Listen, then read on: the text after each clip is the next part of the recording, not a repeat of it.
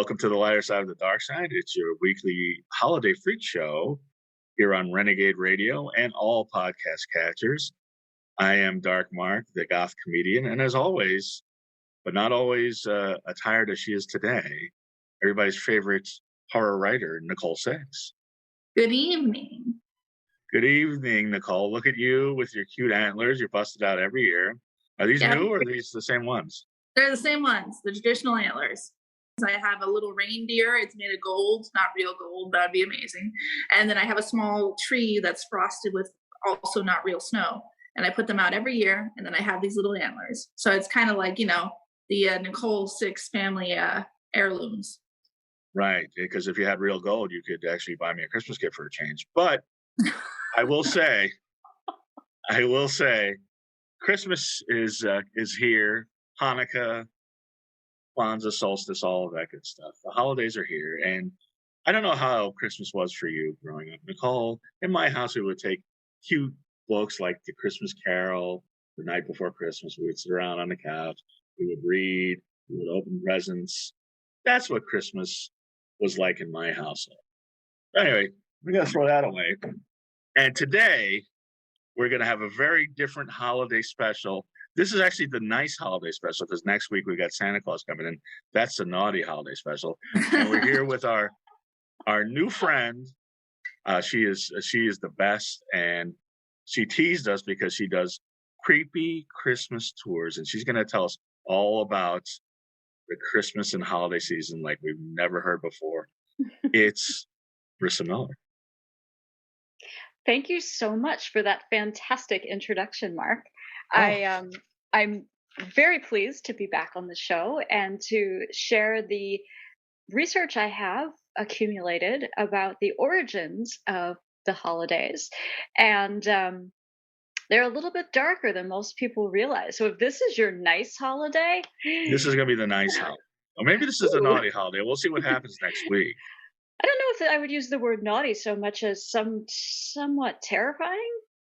We're going to have a terrifying Christmas. I'm looking forward to it. Before we get started, I do want to thank you because you are the editor of the Vegan Journal. And you see this, Nicole? This is your issue that I saw you twice last week and forgot to give it to you. But this is the pasta-heavy issue. And I will say I gave 2 issues to my mother because she takes priority. And she loved them and is already cooking recipes from them. How do people subscribe to the Vegan Journal if they want to? They go to vrg.org. It is the 501c3 that owns the magazine. And you can find Vegan Journal on the tab right at the top of the website. Okay. And I'm sipping green tea today. As am I. It's your favorite. I have the holiday spirit of fireballs. There you go. I should have picked up some vegan eggnog today. I wasn't thinking. That would have been perfect. That would have been perfect. But don't worry, I could tell you some great stories about wassail, and maybe you can make some of that later. Oh. I can't wait. But if I wasn't drinking green tea, I would be drinking this.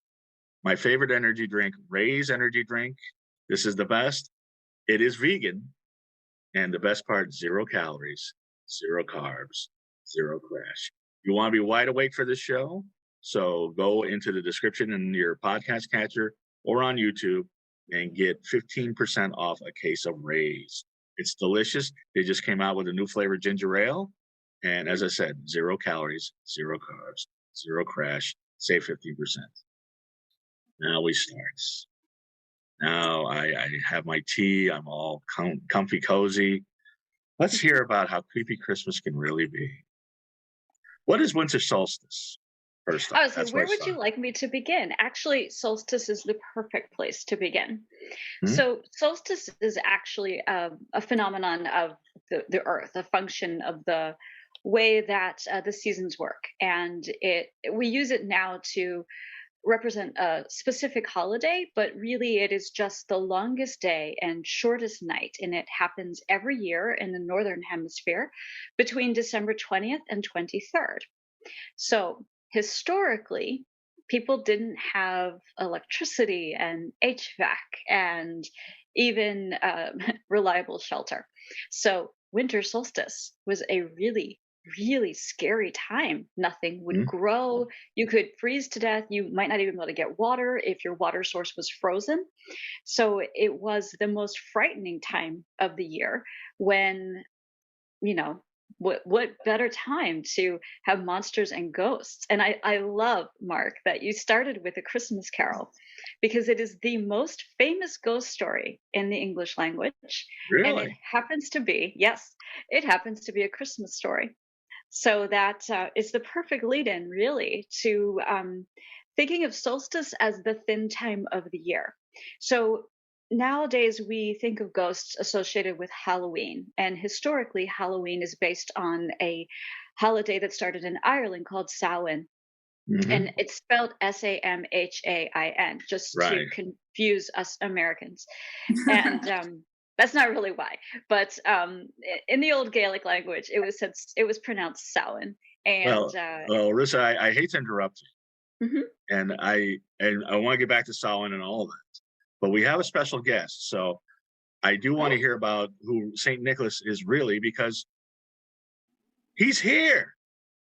oh my goodness. Wait a second, he's coming up. Speaking of not having electricity or the modern conveniences, apparently his Wi-Fi is very busy this time of year. Yeah, I would He's imagine. Santa. Can you hear us? Hold on. As always, this didn't go quite as planned. I would So say the North Pole probably has really patchy service. I would imagine because that's the thing. Back then, if it's the longest day of the year, not only did you have not have heat, electricity, no Wi-Fi, no Right? Zoom, and Absolutely so none.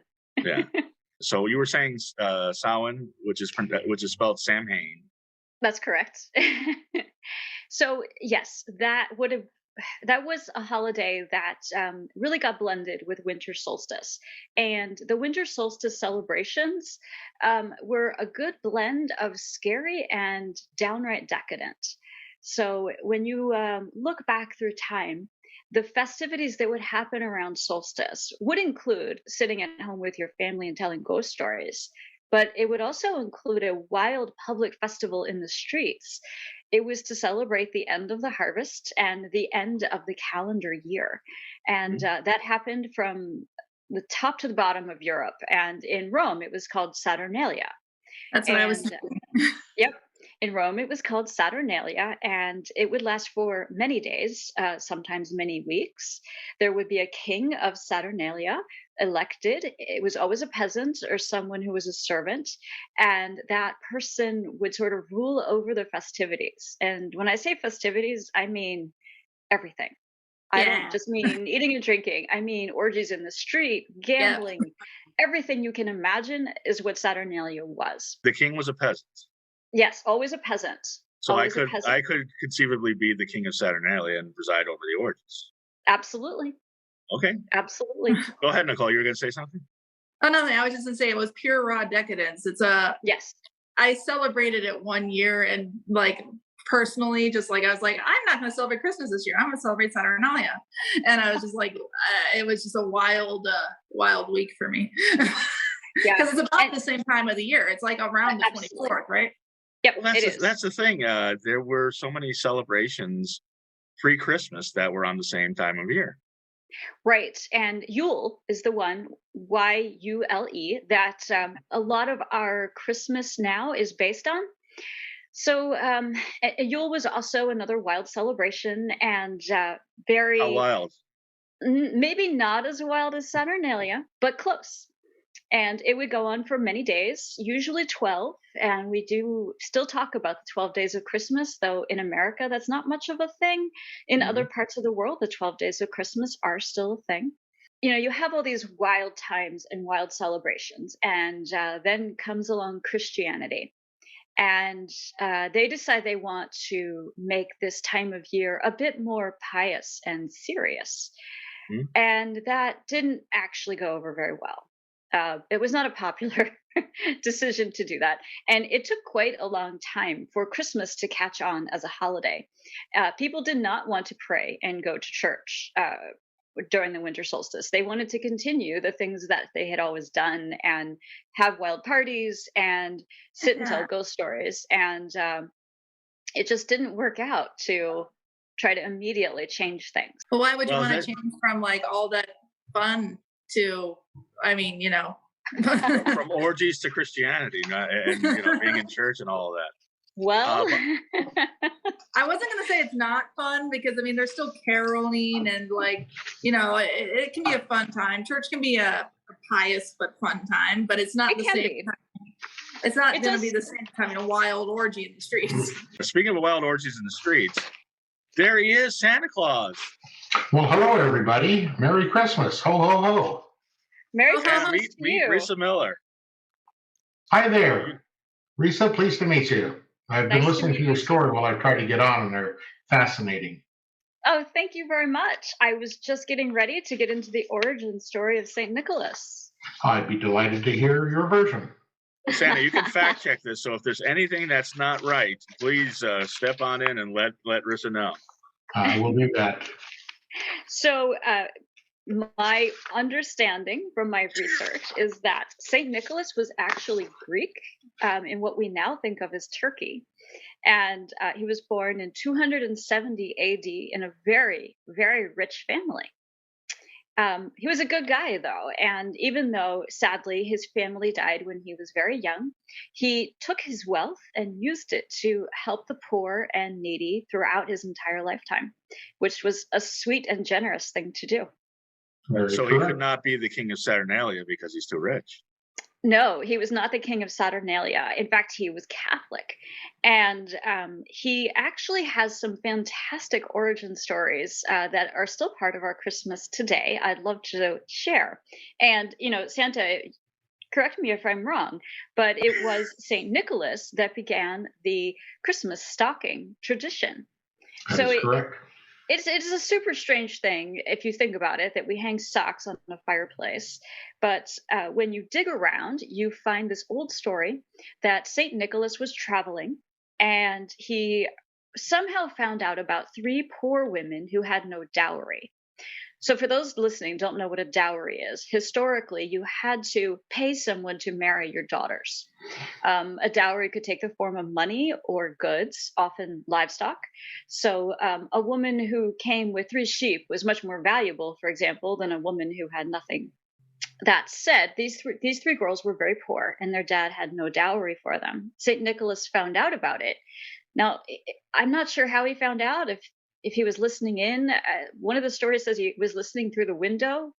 Santa, is that right? Was St. Nicholas creeping around their window? He walked around a lot in a creepy way occasionally, which is one of the things that he did, but it got the job done. So that's how the job got done. He did indeed. Santa's a peeping Tom. He was. Yeah, he probably was, yes. Yeah. So I do have to say, though, that his actions after eavesdropping did save these girls from a life of misery as possible slaves, because what he did was he came back by night and threw gold into the window. Now, he didn't know that the girls' socks were hanging by the window to dry, and they were full of gold in the morning when the girls woke up. So their father was able to purchase a quality husband for them, and they were saved from a miserable, terrible life. So that is the beginning of the Christmas stocking story. I had that no is idea. The origin. That is correct. Oh, Santa knows all the fables. Santa, what is the creepiest story you've heard or that you were involved in? I don't get into too many creepy things. The creepiest thing is I know when you're sleeping, but besides that. That is a little creepy, yeah. It is a little creepy, yeah. That I can slip into your house unbeknownst to you and drop things off and not get dirty. And it's an amazing magical ability. But it creepy, is. I don't really have any creepy stories. Sorry, Mark. I wish I did. Right. Thinking about it, the creepiest thing I do is the Dark Mark Show. It probably is. I think that goes for all 3 of you. But Rissa, do you have another good St. Nicholas story that I would maybe not have heard of? Do you know about the Christmas zombies that he created? No, tell us about the Christmas zombies. I will. And actually, that's a great segue because it's the beginning of the Christmas monsters. So, Ooh. St. Nicholas was on his travels, and at this point, he's become a bishop. His actions are so good that the Catholic Church has rewarded him, and he's gotten some advancement in his career. And he can actually perform miracles now. So, much like Santa also performs miracles. So, he's cruising along, and he stops at a butcher shop, and he has this feeling that something's just not right. And the butcher tries to show off to him this meat in a pickle barrel that he has. And St. Nicholas immediately knows that it's three little boys that the butcher has killed and sliced up and preserved in pickling brine. Gross. So all the more reason to go vegan. see what I'm saying? So, in an act of charity and a miracle, he resurrects the boys from the pickling brine, brings them back to life, and sends them running back home to their family. And then he turns to the butcher and says, "You're going to have to make good on this, and you're going to have to serve me." And I want to pause there because I want to talk a little bit about the death of the saint, St. Nicholas. He did die in December of 343, and he was buried in a crypt, as was common for saints. And then people would line up for miles, and this happened for centuries, to come to his tomb. Allegedly, it oozed a goo that if you touched it or collected it and smeared it on yourself or your children, it would heal any ailment at all. And I don't know if this was some natural phenomenon of the earth or something truly magical, but people absolutely believed that the goo oozing from St. Nicholas's tomb was a healing miracle.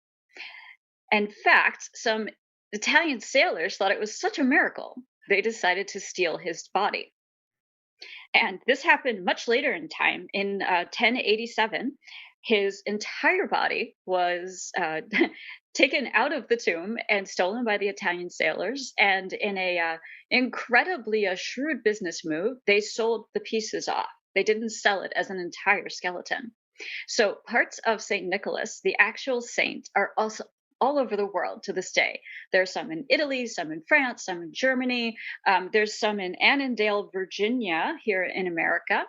Wow. And I have no information on whether or not it still oozes goo, but I can tell you that he was fully dismembered and sold off to the highest bidders. I think I had some of that goo in my lasagna a couple weeks ago, but were you fully healed, Mark? I'm fully healed. That's why I'm so sharp with the segues tonight. Santa, I know you're busy. This is your busy time of the season, so I know you have to go. And next week we're going to find out if Nicole and I have been naughty or nice. She's really chugging that fireball tonight, so I have a feeling what the answer is. But has Rissa been naughty or nice this year? I believe she's been nice, and she's done an incredible job digging very deep into the history of Santa and St. Nicholas. And the three boys in the pickle barrel is not very many people know that. And it's one of those things that he really doesn't get enough credit for, actually. You know, three kids in a pickle barrel. It's an esoteric story, but I'm very glad that you know it, and I'm very glad that you brought it out tonight. It's been quite the honor meeting you, and even if it's only online. And Nicole, I look forward to seeing you on Monday. Before you leave, Santa, I have a new addition to my house this Christmas. Oh, do you? Look, it's Kitty Paws. He has been a very good boy. Wow. Did you name him Dancer, Donder, or Blitzen? He is named Trouble, but don't let that fool you. Well, yeah. I think Trouble would be a great name for a reindeer. Trouble would be a good name for a reindeer. It would be. There are many names. So where did the flying reindeer story come from, Rissa? That's up for debate. Some people believe it didn't happen until the 1900s when Rudolph was written. Other people believe that it came from a story that happened in the Netherlands where a Christmas monster flew in a flying sleigh pulled by reindeer, and his name was Stallo. But he didn't bring gifts. He actually came and ate bad children. So yeah, that's both of those places. Krampus, right? No, Krampus is a totally different guy. We've I got have, I have, so many monsters that I we have got A to get. lot of bad guys, only one good guy. Hard to Yes. keep up. that's actually a fact. There is only one good guy and 13 right. monsters. Ooh. Christmas. Wow. So Christmas, because we were talking about Samhain, Christmas was the original Halloween. It was the scary time, and Basically, Halloween yeah. was the nice celebration, the Mhm. harvest. Yeah, Why did it All flip Hallows around? There's a lot of very complicated reasons for that, Mark. Some of them have to do with the Christian church, and some of them have to do with commercial entities wanting to make money. You don't think Costco has anything to do with that, do you? Well, like you say, if you're talking evil Christmas, I think we got to go to Costco. I think that's where we start. I guess that's a good segue. Santa always is the master segues to go into the Krampus story. Because Krampus is making a big comeback. And actually, since is Trouble still with you, Nicole? Trouble She is. never leaves her side. Trouble, put Trouble on camera. Oh, There she is. Trouble. So There he is. I I would say she. I have a friend who made this sweet little Krampus catnip toy. Ah. That since Trouble's been so good, I'm going to send this along for him. And I will add it to my collection of Christmas things I put out every year. Yeah, or you Now can just Trouble let has mine. Trouble destroy it if that's what he wants to do. But We'll see. but yes, this is a catnip Krampus, handmade by my friend Lauren, and it is a special gift for Trouble. Aww. Thank you, Lauren. And Rissa, you guys are so kind. So was Krampus a cat? What's going on? Krampus was a demon. Krampus is a demon. And in fact, today is the feast of St. Nicholas Day. So Santa, I wish you a happy feast day. My favorite day of the year. It is a big holiday throughout the world, and it is celebrated by St. Nicholas walking with his servant, Krampus. So the story begins with Krampus before the 1100s. So that's a long time ago in history. And they believe that what it was is that it was sort of like the anti-Santa. So anytime there is a force in nature for good, there has to be an equal force for bad to kind of even it out. Right? I like Nicole in Trouble. Exactly. I'm not. Wait, which one is good? I don't know. No comment. But no comment on the matter. But Krampus came from Germany, and we don't know exactly where. That is sort of lost to time. And he always appears in a similar form. He's very hairy. He has horns. He has an exceedingly long tongue. And he's usually kind of sounds like Ron Jeremy. He's usually wrapped in chains, and the chains symbolize that he was bound in hell as a demon. But he's always allowed to come out and walk with St. Nicholas. And the reason is that he comes to punish the bad children. Now, as St. Nicholas gives gifts, the traditional gifts would have been fruit and nuts and candy for the good kids. Although I think now today they want like Xboxes or something. Oh, yeah. I don't know. Santa would have to confirm.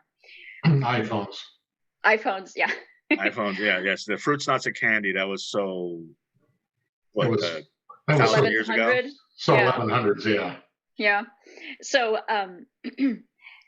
Krampus would carry either a sack or a basket on his back to put bad children in that he was going to take back to hell to eat over the course of the year.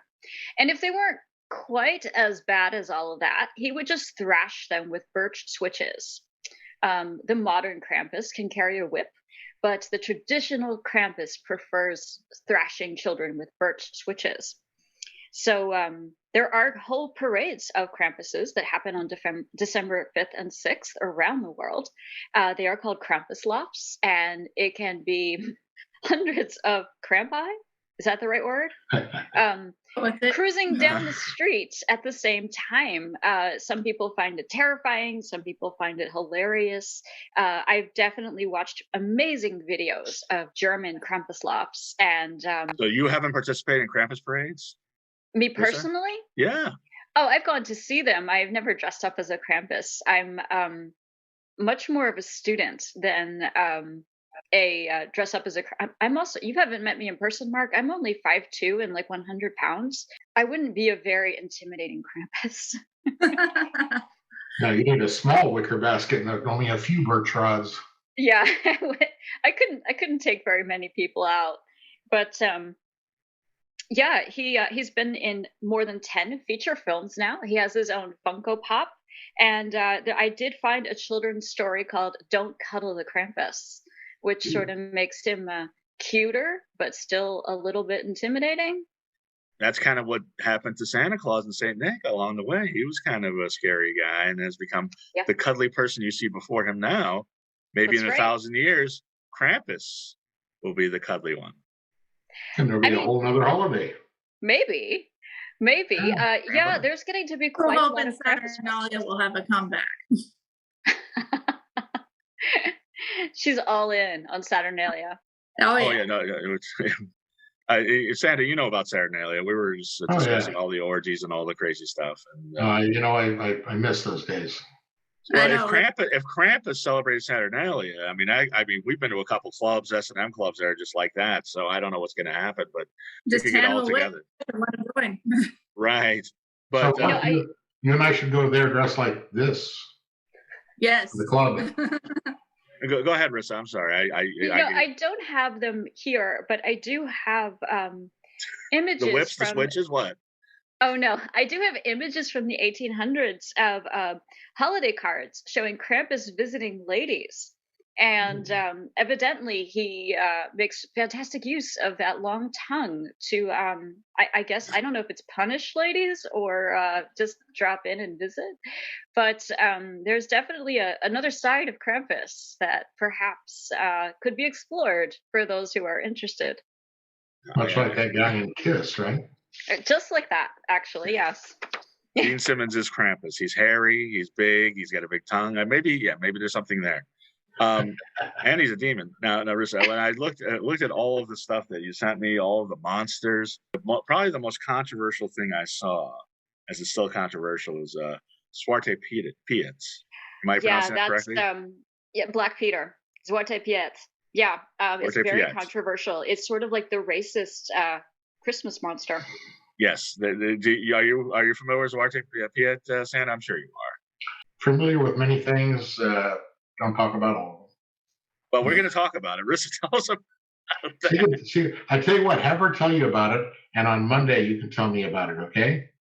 Oh, well, I need to get my sled. Santa, I know that you're busy, and I know that you don't want to talk about blackface, and who does? I can't wait to talk to you on Monday, and I can't wait for the annual tradition to continue, and Nicole sits on your lap. I'm ready for that. Bye. Trouble says hi, Santa. Merry Christmas. Merry Christmas, everybody. Bye-bye. Merry Christmas, Santa.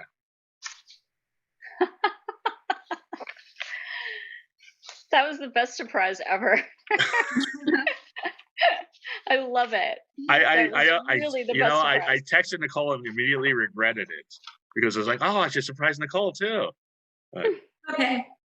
Yeah.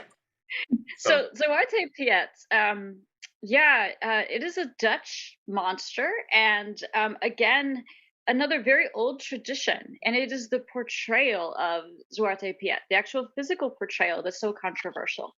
So even more controversial than a demon thrashing and eating children is the Zwarte Piet, who is a character that shows up in blackface with red lipstick and a Renaissance costume and gold earrings. And they say that he is Sinterklaas, his slave from Spain. He is Moorish, and what he does to punish children is to take them back to Spain for a year. There are so many issues with this. Yeah, there's a lot. All you had to say was Santa Claus's slave. Yeah, although the elves are slaves. For a lot of reasons. Yes, the blackface was symbolically that he was evil. And again, there's so many issues with this. And the name directly translates to Black Peter. So they have tried to rebrand him as Sooty Peter. And basically, then it's just a white guy who smears some dirt on his face. They've also tried painting Peter gold or blue to make him just A a Smurf. I I was like, I don't actually know what they're trying to do. Yeah. They're trying to make him Well, they're trying to not do. They're trying to racist. keep the tradition alive without Right. painting people in blackface. And Right, and without them Sooty being Piet is not slave. going to do Yeah. it. That's not going to No, cut it. it's not going to do it. In fact, the United Nations has spoken out against the Zwarte Piet character. In 2018, they called on the Dutch government to amend their public image of Sinterklaas and Zwarte Piet. And even Facebook, Amazon, and Google have said they are no longer going to support any posts or anything that has to do with the black-faced Zwarte Piet. So, in response to all of that, the people of the Netherlands have rioted. Some people love this old, treasured holiday character, and other people are like, this is so racist, he's got to go. And there have even been riots in the street that included fires, cars being overturned, all kinds of madness, people disagreeing about Zwarte Piet. And Well, we have that here, but that's all about Black Lives Matter. right, I honestly, to me this is a no-brainer. Just amend the character. You can keep some of the story. It doesn't need to be quite so racist. And but honestly, the Dutch guys, they haven't called to talk to me about it. But it just seems like You could solve all of the problems. Just call Rissa Miller; she'll solve everything. No more rioting in the streets in Netherlands. But this one seems to me like it should be pretty easy to make the decision. I understand that sometimes there's traditions, but you also used to be a tradition that women needed a dowry to get married, and we've pretty much eliminated that. I don't know why it's so difficult to let go of this. I have no sheep. Right? No sheep. If you only did, I'd ask you to marry me. It just seems like it shouldn't be that big a deal to realize that this is an outdated tradition that has lived beyond its initial meaning, and now they could still have their anti-Santa, their scary Christmas monster for the bad children, but they just need to change his image a little bit. It's like the Confederate flag of the Netherlands. It's just like that. Yeah, so it's just like that. Yeah. Yeah, it was so weird. That was a rabbit hole I really didn't want to go down, but I went down it like a chimney. You sure did. But and then the best name for any Christmas character I think I've ever seen, and another character making a big comeback because it was featured in The Office, is the Belzsnickel. The Belzsnickel. Yes. This character is close to my heart. It's from where I grew up in Pennsylvania. They have Belzsnickels there. And how do I begin? So the Belzsnickel is another punishing character, and he's usually seen on December 5th and 6th, and he makes himself known by tapping on the window of your home with the end of his whip. So you could simply choose not to open the door, or you can let him in to punish your bad children. So his brand of punishment is usually a thrashing. He usually carries a whip, but he can also decide to challenge the children of the household to some kind of a task. It's usually reciting a poem or singing a song or doing a math problem, something that they should be able to do. Right. And if they fail, he will give them a thrashing. And if they succeed, he'll reward them by throwing presents and candy on the floor. But if they go after it too quickly and they're too eager, he'll thrash them anyway. And it's something we need to bring back. I think that will help our educational system because we're falling behind. A good thrashing. A good thrashing. If you don't know your math problems, a good thrashing, maybe. By Belzsnickel, but yeah. The Belzsnickel is it came with the Pennsylvania Dutch colonists when they came over. It's another very old character. And basically it was a sort of a cautionary character for children. As far as I know, Amish and Mennonite families in Pennsylvania and Ohio, some parts of Maryland, do still have the Belzsnickel as part of their holiday custom. And because of The Office, Belzsnickeling, which is a verb, is now a thing as well. It's when a lot of young men dress up as the Belzsnickel and walk around the street being rowdy, maybe singing, maybe maybe drinking, more of a Saturnalia kind of activity, Right. but dressed as Belzsnickels. What does And Belzsnickels look like? Belzsnickels look like a dirty, dirty, bearded man in a long robe, sometimes wearing bells, but usually wrapped up in ropes and absolutely filthy. Okay. Kind of like a degenerate, you know? Yeah. Oh, yeah. Well, we've got a few of those Belzsnickels around here in LA. But Yeah, we do. were you afraid of the Belzsnickel when you were a kid?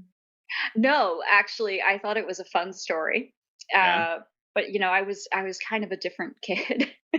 I'd say we And know. yeah, it things like that didn't phase me. I'm I've always been more afraid of the living than of the legendary. So But when you grew so up, yeah, were the kids all talking about the Belzsnickel stories?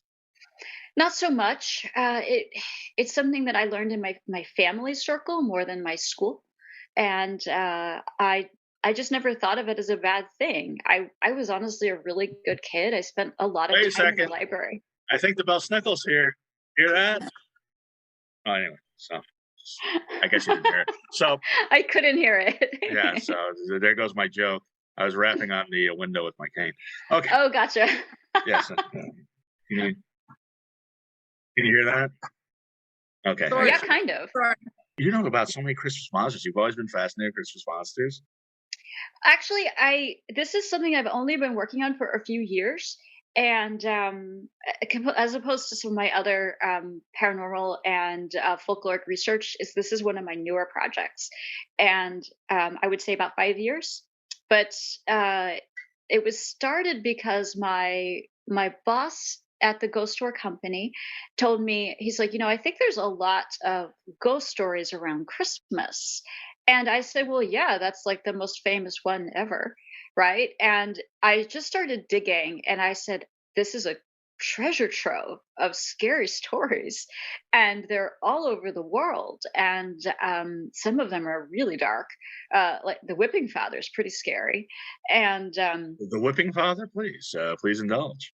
Yes, ah, La Pierre Fouettard is the French whipping father. And going back to St. Nicholas, this is the butcher. This is the butcher who cut up the kids and put them in the pickling brine solution. And he is now the servant of St. Nicholas in France. So the whipping father is, he's not only a tough guy, he's a cannibal too, right? I mean, he's going to eat children. Sure. And he appears as a person, not as a demon. So yeah, we have Krampus eating kids, but he's a demon from hell. So that feels a little bit on brand. But the whipping father is human. And when he finds bad children, he slits their throat and preserves them in salt to eat later. If they're Wow. not too bad, he just whips them. But if they're somewhere in the middle, he leaves their parents a whip to continue punishing them throughout the year. Jesus. That sounds like a great way for parents to be like, well, the whipping father left me this, so you better do your homework. Seriously, Oh, you better even be though, good for goodness. yeah, you better be good or you're going to get whipped. He did also take off in New York in the 1920s and 30s. The whipping father had a moment in America as well. He was called Father Flog in New York City. And I think we've met Father Flog at the vampire balls and things like that. No, that sounds right. And he was known in New York for cutting out the tongues of children who lied. That's Told pretty you he was a severe. pretty dark character. Yeah, yeah. Sounds like it. By the way, one thing that wasn't on your list, and Mhm. as you can see, we do very unusual holiday shows. A few years ago, Evidently, so do I. yes, a few years ago we had Stanton LaVey, who was the grandson of Anton LaVey, the person who wrote the Satanic Bible, and he said in his household he does not celebrate Christmas, obviously, but his kids believe in Father Frost. Uh-huh. Are you familiar with Father Frost? I am. Father Frost is the personification of winter. And almost every culture had one like that. Two come to mind immediately. In Russia, Dead Moroz, the Morozky, was the Father Frost in their culture, and he was kind of a winter wizard. So basically, he came in the winter time when there was lots of snow and ice, and if children were good, Dead Miraz would bring them a small present or food, which was kind of the thing. You want food when there's nothing growing. Right. But he also had a chain made of ice that he would bind bad children with. So, yeah, he was also called Father Frost in a direct translation. So then I would also think of the Wendigo in North America. The Wendigo is also a personification of winter, but even darker and way more frightening than Dead Miraz in Russia.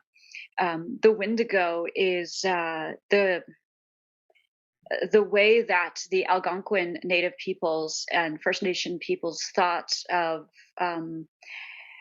all things that were dark about this time of year, about the winter solstice. And he was also a cannibal, but he was a physical being and a spirit being. So as a spirit being, he could take over people and turn them into cannibals with an insatiable appetite to kill and eat other people. The Wendigo has been the star of many movies and TV shows. I think he's been on Supernatural and Grimm. And, I have a scary story I wrote about one. Yeah. And Wendigos stretched across. Yeah, Wendigo stretched across North America over time, but yeah, definitely the personification of winter would be a terrifying figure that only comes out when Well, they were it's cold. supposed to have a heart of ice, right? Yes, that's correct. Heart of ice. Wow. And they were always like emaciated, like they never could be satisfied. I think that, Nicole, are you sure you're not a Wendigo? I'm sure. Heart of ice, emaciated. Okay. I didn't know. I didn't know there's so much cannibalism for Christmas. It's definitely a thing. Yeah. Cannibalism and BDSM seem to be a There's a theme. reason why. It's because there was so much scarcity in the winter. Sometimes people were actually driven to cannibalism. Like that was the ugly side of winter back in the day. Historically speaking, she's completely right. Yeah, I'm scared of cannibals, so I know a lot about them. Oh. Even though I was scared of them, I also like any information I could find on them. Like I watched everything, the Donner Party, right, everything. Like and the Wendigo and the I was just a Mayan or Aztec history, just like anything involving human sacrifice or that sort of stuff. I just like know a lot about. But I didn't know all this. This is a lot. I knew about the Wendigo, but I didn't know about all this. Oh, we're just scratching the surface. You want to get is Trouble nearby? Trouble is here. Okay, could you put Trouble on camera? Because we're going to talk about the Yule Cats. Oh, one of my favorites. So this takes a slightly a different direction. So the Yule Cat is a fashion-forward Christmas monster. And Trouble. Exactly like Trouble. I'm going to say Trouble so that it goes to Trouble. You can edit this later because I just realized I probably held him up and it wasn't on camera. Oh, we saw him. Yeah. You got to actually we saw him better that time than what you just did. You got to hold him up to make him look even bigger because the Yule Cat is bigger than a house. Oh my goodness. Trouble, do you hear that? So Yule Cat is the pet of an Icelandic figure named Gryla. And Yule Cat comes on Christmas Day in the evening and once again peeks in the windows of your home. There's a lot of window peeking, apparently, that also goes on in these old traditional Christmases. Cannibalism, S&M, peeping Toms. Okay, got it. You're keeping up. All the high points. So Yule Cat, who is a gigantic, huge, vicious cat, will look in the window and see if you got new clothes for Christmas. And if you did not, he's going to eat your dinner, and then he's going to eat you. Because you didn't get new clothes? Correct. The thinking is that if nobody thought enough of you to gift you even a pair of socks, that you're a completely worthless person and probably a lazy, no good, non-contributor to society, and Yule Cat's just going to clean you up. Wow. Well, thank goodness they're not around anymore. I would have been eaten about 5 years ago. Did I buy you socks for Christmas, Mark? Please buy me socks so I don't get eaten by the cat. So you said Gryla is the Mm-hmm. Yeah. Gryla is the mama of Yule Cat, the caretaker of Yule Cat, and she's another one of the Christmas monsters. And again, she's kind of a personification of winter, because in Iceland, where Gryla is one of their native monsters, I'll say, she is considered a huge ogress that only comes after it's frozen and cold. She's a figure of the winter solstice. So, what she does, of course, is come to punish the bad children. They say that she has anywhere each year between 15 and 40 tails that grow off of her so that she can carry all the bad kids back to her lair and turn them into stew for her and her 13 children and her Yule Cat. They say that she did have two husbands, but she killed them and ate them. Sounds like my ex-girlfriend. The tails, especially. Not the murdering and eating part. Well, I didn't want to get into that because there's a Yule Cat and a Yule Goat. Does Gryla have the Yule Goat, or is the Yule Goat a whole different thing? Yule Goat is his own man. Oh, let's hear about the Yule Goat. So there's two different stories about Yule Goat, and I'll start with my favorite. My favorite is that Yule Goat is a figure in the northern regions of Europe that can show up unannounced at your door to check out your holiday decor. Yule Goat is very judgy. And if he doesn't think that you've done a good enough job decorating, he will start to bash in your door with his, my God, Horns. what's wrong with my head? With his horns. Thank you. What is wrong with me? He'll just start to headbutt your door until he's completely damaged it. And then he expects you to thank him for this service and to give him a tribute of food for telling you that you really need to up your game and do a lot better with your Christmas decorations. But if you're okay, if you pass his test, he has presents for you in a bag on his back. I don't think the goat would like my decor. It's been in my family for exactly 3 years. Well, I have to say, goats, I've been around a lot of goats in my time as a vegan, and I've been in a lot of sanctuaries, and I've met a lot of goats, and goats can be really judgy. They can be really tough. They can be really tough customers to please. So the idea of being judged by a goat is a little bit intimidating because they're very temperamental. The goats I have met in my life might want to know how edible your decor was. Like, how delicious is your tree? That's what I was thinking. They would eat it. Yeah. The thing, a lot of sanctuaries collect old Christmas trees to feed to their goats.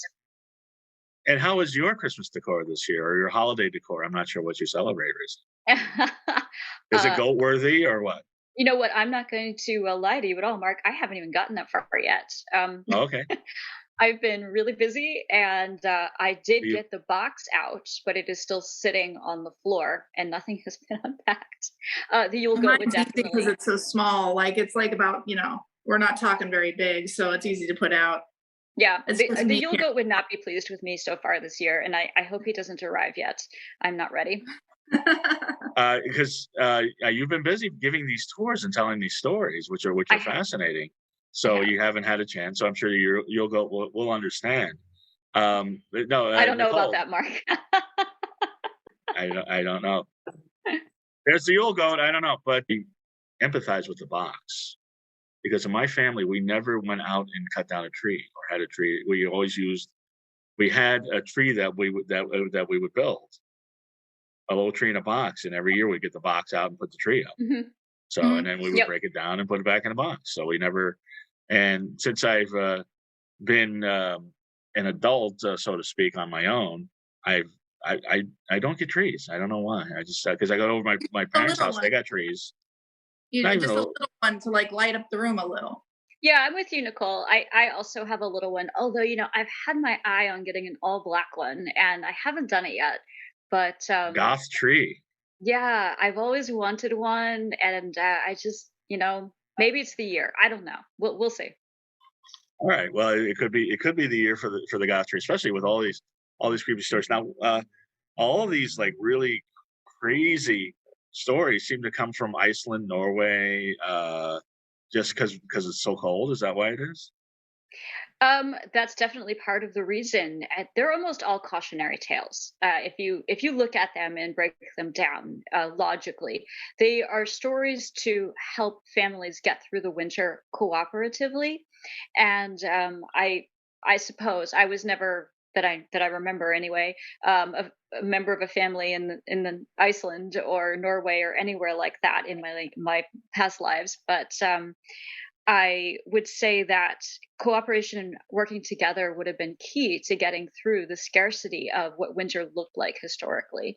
And these stories, these monsters, were part of that legend to keep kids in line, to make sure they were pulling their weight, not eating too much, I suppose, Hmm. and just working as a team. Right. Because I grew up in Miami, Florida, so it was weird. Christmas was weird there because I it imagine was it was very different, but you might have seen a Junkanoo there. well, I don't know what a Junkanoo is. Please tell me. Oh, okay. So it is I would say it is a Black and African American and Caribbean tradition around the Okay. holidays. All And right. it started on slave plantations. So Here we go again. yes, it does have a dark origin, but this is a happy thing. So Okay. even though it has a devil in it, just hang with me. The Okay. So it's Junkanoo not is not as problematic right. It's not going to be as like Zwarte Piet. Zwarte Piet. The Junkanoo was a celebration that happened every year on Christmas when slaves didn't have to work on their plantations. They would dress up as characters, they would have songs and music and dance celebration, and it turned into a parade over time. And they would go from plantation up into towns with their parade and their celebration for the holiday, and people would bring them food and money and other gifts out to the parade and observe it. And to this day, this still goes on in Miami and Key West and throughout the Caribbean. Hmm. And I believe even as far north as parts of Georgia and South Carolina, they still have Junkanoo parades. There were traditional characters that always appeared. And in homage to those who died during Middle Passage when there were slave ships, there is always a slave ship that is shaped like a coffin, as well as a Junkanoo devil that leads the parade. Hmm. That sounds So great. there's some darkness to it, but there's darkness to that story, so it's Yeah. relevant. And yet, I think No, of Junkanoo as I'm shocked that the plantation owners allowed them to even celebrate. it was the one day a year they were allowed. I guess that's better than nothing, but that's pretty bad. All of these Christmas stories, including the traditional Christmas stories, even the nice ones, have a bit of darkness in them. They Yeah. do. And I think it's a little more realistic way to look at any time of the year. Like people look at Halloween and say it's all dark, and they look at Christmas and it's all joy, and it puts all this pressure on us as humans who have both light and dark in us to try to be one way or another, and that's simply not realistic. It's not realistic to look at a season and be all one way, to be all happy and joyful and sparkly. That's just not real life. Everybody has darkness and shadows in them, and so does every time of the year, especially the darkest night of the year of the winter solstice. Hmm. You definitely have some darkness in you, Rissa. That's That's why true. we love having you on the show. and Now, and now, thanks go again ahead. for having me back. Oh no, I trust me. It's so great. I love the glee that you have when you get these like scary stories. That, ooh, yeah, let me tell this one. And I've said before, you have the most expressive eyebrows. I love it. Everybody seems to think Kwanzaa is like a new thing, but apparently, I would imagine it's a very old tradition. It's actually not a very old tradition. Okay. And I am not an expert on Kwanzaa, but I can tell you that it started, I believe, in the 1950s or 60s in Pennsylvania, or by someone who was born in Pennsylvania. Because when I was a journalist in PA, I got to photograph. The place where it was first celebrated in York, PA. That was a minute ago. And I don't remember all of the details of that. So you caught me slightly off guard. Otherwise, I would have found that old news clip. But I am proud to say that that is a truly African American holiday to celebrate the traditions that were brought over by their cultures and incorporated into American society. seems like everything revolves around York, Pennsylvania. I think the world Not revolves really. around you, Rissa. I'm not sure. Really want to know about the Christmas werewolves because we had You do. it was a full moon last night, so that I think it's very appropriate Actually, the full moon is in tonight.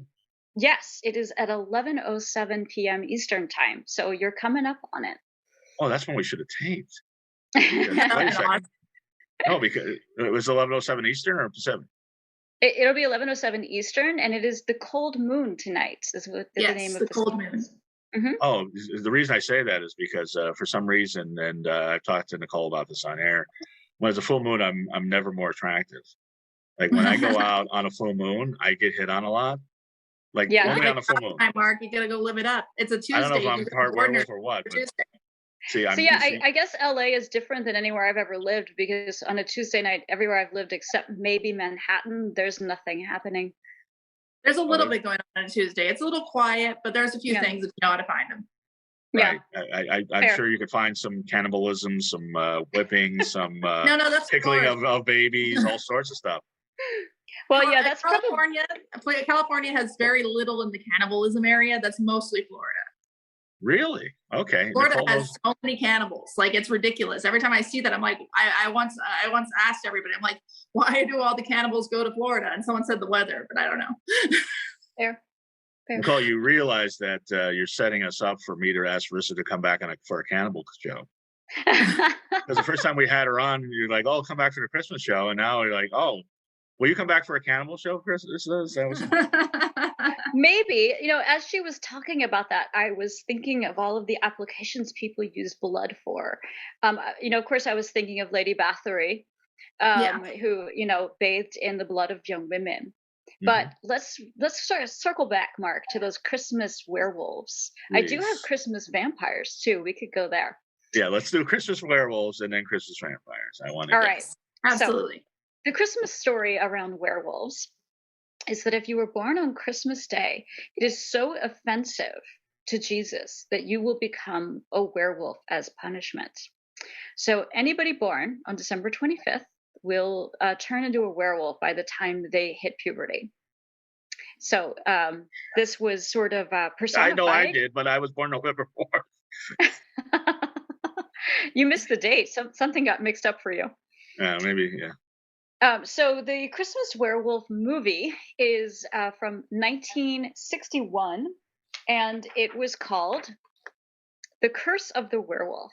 And in it, a woman is imprisoned in Spain. Here we are back in Spain again. I don't know what's going on with Spain. But she's imprisoned, and while she is in prison, she is sadly raped, and the child she has is born on Christmas Day. So not only has she been imprisoned and raped, but her son, Leon, is born on Christmas Day, and of course, he becomes a werewolf. So sadly, the young woman dies, and just before she dies, it is explained to her that her son is going to become a werewolf in his adulthood because she couldn't wait to have her child a little longer.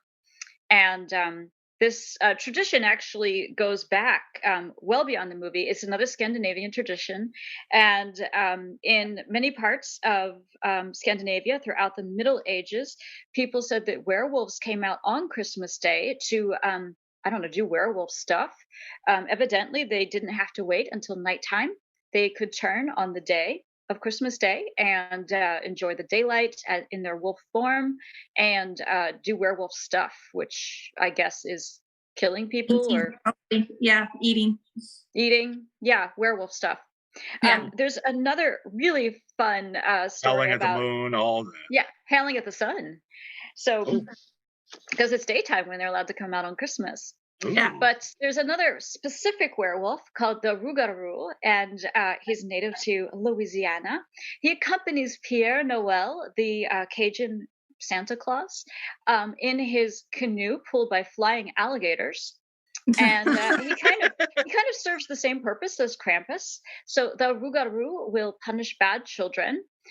He likes to punish bad children all year long, but why not go with Pierre Noel? While he is delivering gifts, the Rougarou can also beat the bad kids. Kids these days, they don't know how good they have them. They just don't understand how hard these monsters will have to work to keep them in line. I guess you know? so. And what about the vampires? So this is an There's interesting that story. eyebrow again. What about the So they come from a slightly different part. They are Mediterranean, and they are called the Calicantaros. And they are among my favorites of the Christmas monsters because they're just so bizarre. In different tellings, they can be tiny, like a pixie, or they can be huge, like big, like the Yule Cat. They are always vicious and ugly, and they have parts of goats usually incorporated into their anatomy. And of course, they do have fangs. Now, if your child is born between December 25th and January 6th, which is Epiphany, the 12 days of Christmas, your child's going to become a Calicantaros. No, no Wow. questions asked. There's nothing you can do about it. You're just out of luck. People did try garlic, to do things. crosses, holy water? It's not going to do anything. They did try to historically bind children with garlic that were born during this time, or singe their toenails with fire Oh, to get the evil out of them, of the Calicantaros. But Or give them a pedicure, one or the other. yeah, pedicure by fire. So the thing is, you can actually prevent them from attacking.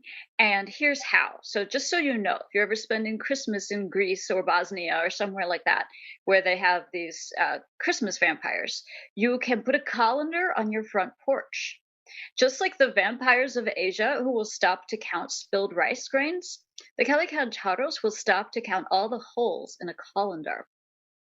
I don't know why. But that is the story. Another thing you can do is burn all of the stinky shoes you can find. Evidently, it will just keep them away. They can't stand the stench. They're fickle. That's not going to work in these LA. There's stenches everywhere, but I don't know. And yet, the third way you can distract a Calicantaros is by having tons of sausages in your house. So, if you have a lot of sausage hanging around, and I don't know if it works with vegan sausage, but it might be worth a try. You anticipated my next question. Maybe some Beyond Meat sausage would do the trick. But what you can do is just make sure you're well stocked with sausage for all of those 12 nights of Christmas. So when they break into your house, which is what they do, they'll get completely distracted eating sausage, which is like their favorite thing, and they won't end up biting you and sucking your blood. But Calicantaros don't just go after bad kids, they also go after adulterers.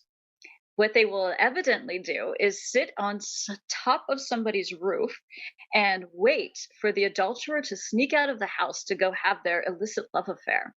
And as soon as that person hits the doorway, they jump onto their back and they wrap their claws into their shoulders and ride them on their back all night long, making them run until they're so exhausted that they can barely walk. And thus, the Calicantaros will punish adulterers who show up and have, I guess, they punish adulterers who have the nerve to go out during the 12 days of Christmas for their affair. Which explains why Bill Clinton stays inside for all those 12 days. Nicole, what is your favorite Christmas song? Grandma got ran over by a reindeer. Okay. Mine is 2,000 Miles by the Pretenders, but Rissa has some songs that I've never heard. Nobody wants me to sing, Mark. That's definitely not a thing. Oh, I thought you were going to sing. I didn't know. Your show would Trust me, it lose couldn't be so worse many. than me at karaoke last week, I'll tell you. Your show would lose so many viewers, like permanently. I would feel terrible about it. I'd love to tell you about wassailing and the Mardi Lud, especially because it involves wine, and Nicole deserves it.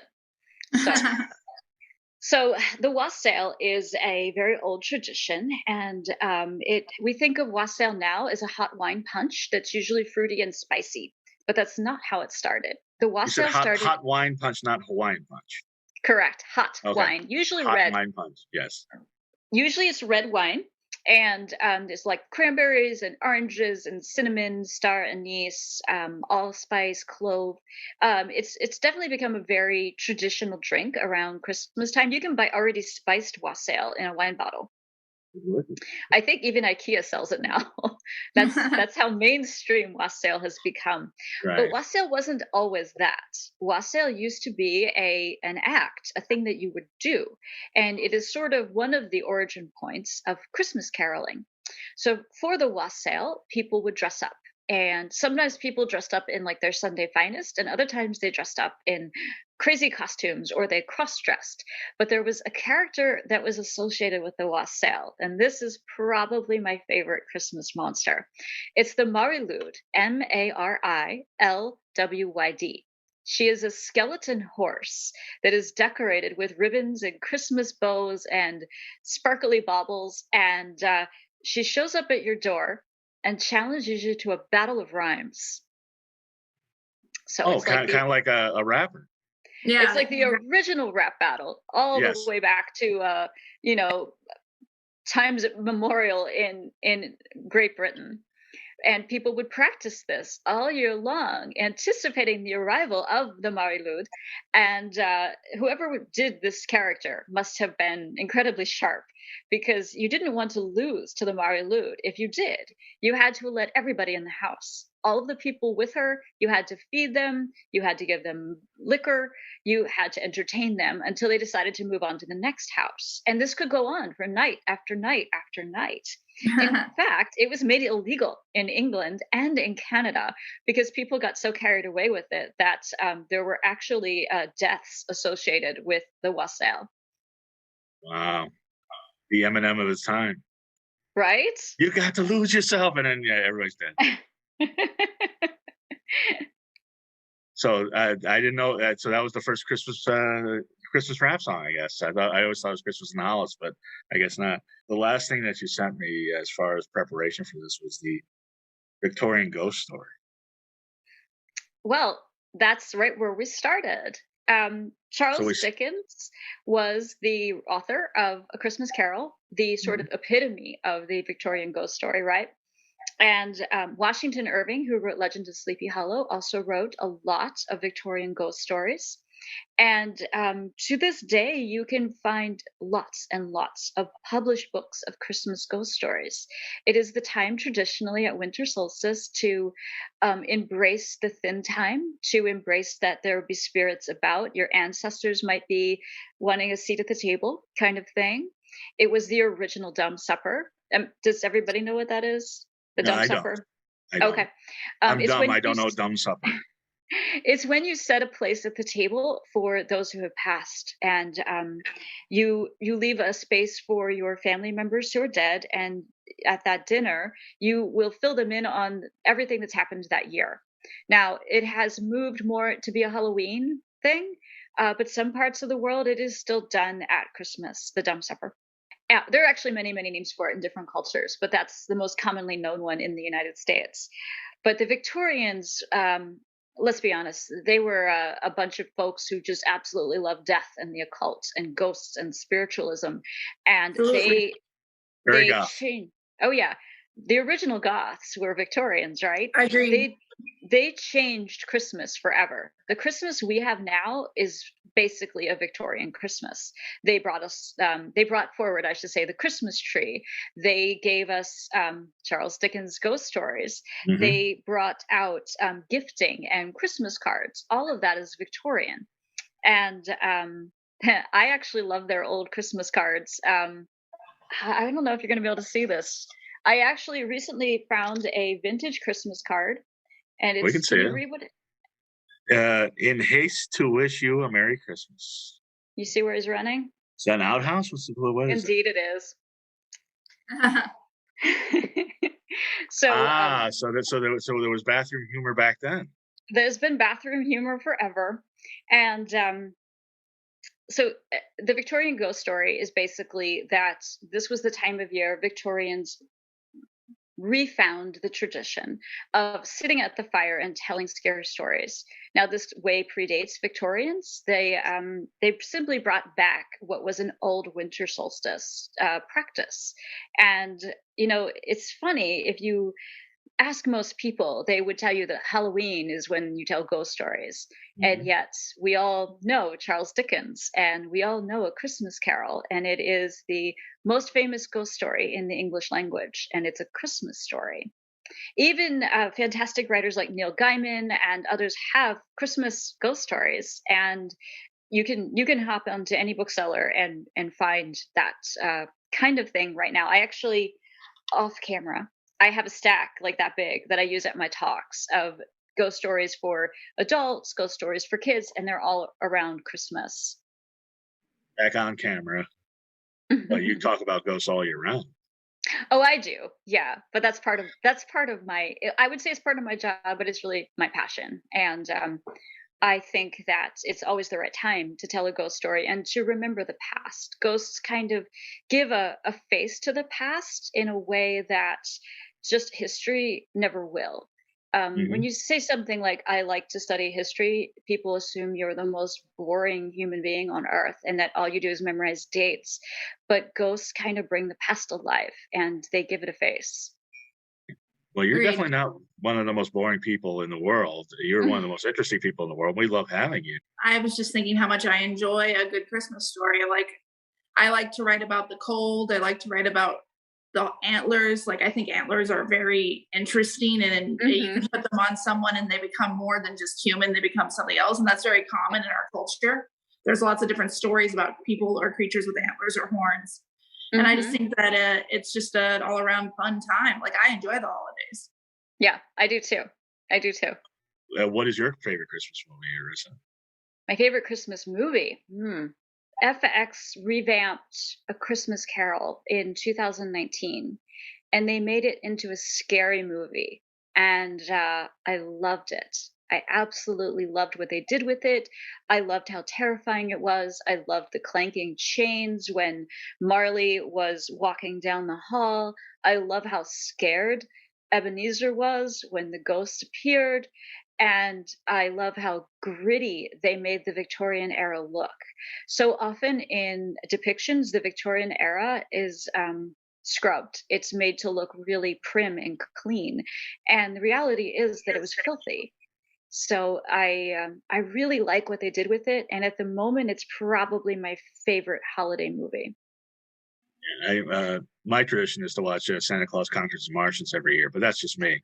But Hard. A solid choice. I'm sorry, so, Nicole? Oh, for me, it's Die Hard. That's a good one.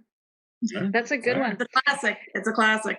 It is. And if you think about like Silent Night, Deadly Night or Gremlins, Christmas horror is still our tradition. It's Yeah. Nightmare it's Before coming back. Christmas. Yeah. We teach it to kids right out of the gate with the Nightmare Before Christmas. Yeah. I have a very fun Christmas horror story called Stag Party, which is about it's my homage to Hotel California, and it's about a guy who gets into a car accident and ends up at this hotel, and the owner of the hotel is this creature with antlers and like there's hoofbeats, and it's very he doesn't know where he's at. He's very scared, but then the whole place just sort of comes alive, and it's very magical, and then it has a very dark ending. I'd actually love to read it. Is it out there somewhere? I'll find. It was on a website. I don't know if the website's still up, but I'll try to get you a copy of my book. I would love that. I would love to read that. Thank you. And Rissa, this has just been a delight. One more question. What do you want for Christmas? You know what? Almost every year, I want two things. I want someone else to cook my Christmas dinner because I get so tired of making my own food.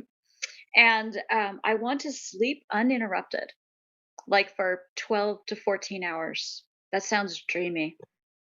All right. Well, I'll come over and I'll be right over, and I will cook some nice vegan loaf, and we'll yeah, and I'll make sure and tuck you in and make sure you sleep.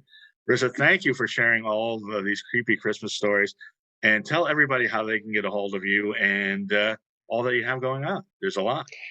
My website is teaandsmoke.com. I do all my divination work through there. I'm a tea leaf reader and I do smoke scrying, and I am a storyteller as well. Oh, and a senior editor of a magazine.